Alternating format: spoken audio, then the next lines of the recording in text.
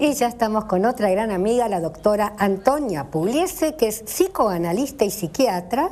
Y con ella vamos a hablar, bueno, de un tema que también lo pidió una señora o señorita, Adela, de Villa del Parque. El tema es curioso porque lo tocamos ya hace unos días en la radio y llamó muchísima gente. Es un tema que no va a pasar desapercibido. Me enamoré de mi psicólogo o me enamoré de mi psicóloga, ¿no es cierto? Del terapeuta. Puede ser de uno o de otro, sí. Bien, ¿es común esto, Antonia? Sí, es bastante común, pero no tanto. Ahora se exagera un poco en las películas eso, ¿no? Ajá. Pero lo que pasa es que muchas veces se calla. Estas cosas no se dicen. Claro. A veces se actúan y no se dicen. Ajá. Entonces, por pudor, como pasa siempre, por prejuicio. Pero es interesante el tema, sobre todo ahora en primavera, ¿no?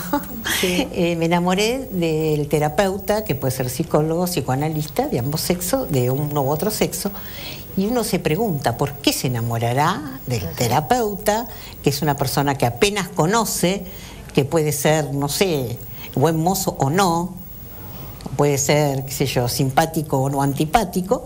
Y entonces, ¿qué pasa? ¿Por qué esta paciente tiene esa sensación, esa cosa de sentirse enamorada por esta persona?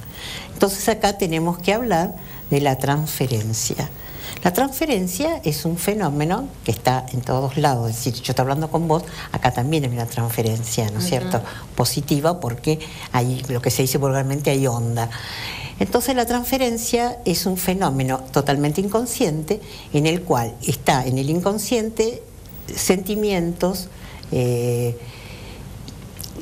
figuras humanas, sentimientos, emociones, broncas, bueno, está dentro de las emociones, ¿no es cierto? Sí. Que se generan en la primera infancia, en los contactos vinculares con los primeros contactos vinculares, que son generalmente los padres, otras personas. Entonces, ¿qué pasa? Esto sigue persistiendo en el inconsciente de esa persona, sin que se dé cuenta.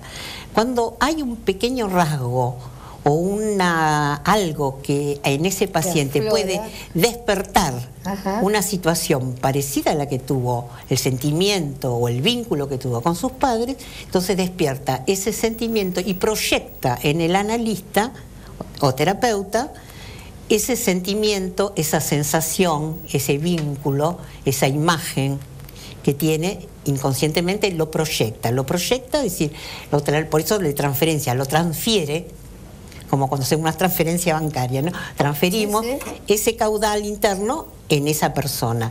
Y entonces esto es una cosa muy importante, se da bastante seguido, pero esto se tiene que seguir analizando y ver precisamente la relación que tuvo esa persona con sus padres, que es como que se reaviva con el analista, pero eso tiene que elaborarse, trabajar sobre ese vínculo. Claro, el analista sería el encargado de encaminar a la paciente o al paciente, de interpretar por qué le ha despertado. ¿Y después qué hace con ese paquete, no es cierto? Ese paquete, y bueno, el psicoanálisis es eso, ¿no? Es meterse con un paquete en el cual se va sacando, se va abriendo y van apareciendo en el inconsciente todas las fantasías, todas las situaciones que se han pasado en la vida de ese individuo. Eso es el psicoanálisis, una de las tantas cosas, ¿no? Y lo que más se trabaja es con el Edipo, y acá se da con el analista como una situación edípica. Por eso el analista vendría a ser el representante de ese objeto interno de uno de los padres, ¿no? Ahora, esta situación puede ser positiva o negativa. Claro. Cuando es positiva la transferencia, aparecen estos sentimientos, a veces de admiración, otras veces puede ser negativa, en el cual aparece bronca, rencor, cuando hubo precisamente una situación de maltrato, de malas experiencias como niña, entonces ha dejado en su interior ver en el analista que puede ser un agresor, una persona que lo puede tratar muy mal. Por eso el rencor y la bronca que siente. Nos contaba un chico de 21 años, ¿no es cierto?, que llamó a la radio, en el cual él se estaba analizando con una terapeuta mujer, con más o menos 15 años más que él, casada y con 2 chiquitos. Entonces, bueno, se enamoró el chico se enamoró de la terapeuta, ¿no? y dejó la terapia. El muchacho. El muchacho abandonó su terapia. Y la terapeuta, como al mes, le habla por teléfono que se iba a separar de su esposo porque estaba enamorada de su paciente. Y entonces el chico, en ese momento dijo, ¿y ahora qué hago? Porque mientras está en la fantasía y todo, se vio de pronto... Claro, con la realidad. Con la realidad que iba a tener 2 hijos, de pronto, ¿no es cierto? Y con la terapeuta. Claro, pero es interesante el ejemplo que das, ¿no? Ajá. Porque una cosa es estar en el consultorio, donde es el ambiente propicio para que afloren estas fantasías, claro, las cuales tienen que ser analizadas y no actuadas, ¿no? Por eso vos dijiste muy bien, una cosa es dentro del consultorio, otra cosa, porque ahí siempre se habla de lo hipotético, de lo que se siente, pero en relación con el inconsciente de esa persona, y no con la figura real del analista. Y, por ejemplo, si es al revés...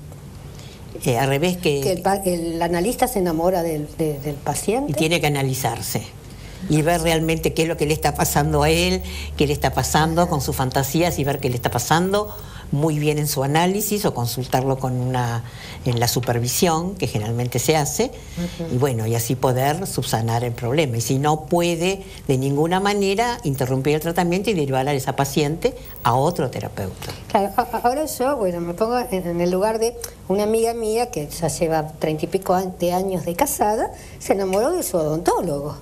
Ah, bueno. Ahí no hubo drama, entonces. ¿Cuál es la diferencia? Y bueno, que en odontólogo la situación es más real, también se da la transferencia, porque uno idealiza, siempre la persona que más o menos nos cura o nos atiende, es una figura un poco idealizada, claro, una figura buena, en el cual terminan, qué sé yo, eso le pasa a los chicos con la maestra, que se enamoran de la maestra, ¿no es cierto? La alumna del profesor. Claro, chicos, alumna del profesor, exactamente. Hay canciones, se ve en el cine muchas veces, esas cosas, se da mucho esa situación, que son situaciones asimétricas, por eso cuando realmente la relación se da, ya la idealización se pierde, y entonces muchas veces esas parejas fracasan, ¿no? También es, por ejemplo, podría llegar a ser, ¿no es cierto? Bueno, es cómodo, me enamoro del psicólogo o al revés, ¿no? Porque es una situación que me tiene en la fantasía y no tengo que afrontar una realidad afuera. Claro, claro, sí, sí. Es decir, por eso se tiene que siempre analizar la gente dentro del consultorio.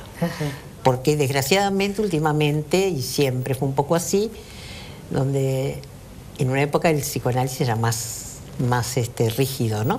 Con estas cosas no tan rígidas, ahora se trata, hay muchas actuaciones de parte de muchos analistas. Sí, sí. Desgraciadamente es así. El paciente también, sale siempre perjudicado en esas situaciones. También como uno se entera por los pacientes, hay que ver qué hay de verdad. Por eso también. ¿No? Son cosas delicaditas, ¿no? Que necesitan analizarse con profundidad. Y acá de pronto se trabaja en forma con la familia o ¿cómo se encargaría una terapia? Bueno, una terapia, una cosa es la terapia individual, donde está el analista con la persona, con el paciente, y otra cosa es a veces es necesario para ayudar a este paciente convocar a la familia. Entonces se convoca a la familia, se ve el problema, ¿no? En el cual a veces el paciente es receptor de todo un conflicto familiar. Sí, menudo problema. Menudo problema, sí. El que estudió mucho eso es Pichon-Rivière, el famoso Pichon-Rivière, que es la teoría de los grupos, en el cual él decía, ¿no?, que el paciente es el más enfermo o el más sano.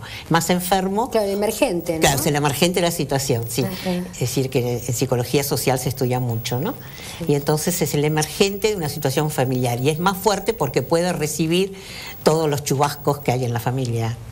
Por eso a veces por eso es importante tu pregunta, porque a veces es necesario tratar a la familia, porque cuando el paciente empieza, sobre todo yo que trabajé muchos años con chicos, a veces el chico es el emisario de la problemática familiar. Cuando el chico se empieza a mejorar, la familia lo saca del tratamiento. No les conviene. No les conviene, porque afloran los otros problemas, ya no es más el receptor. Claro. Bien. Hacia el final del programa me vas a dar una reflexión final con respecto al tema.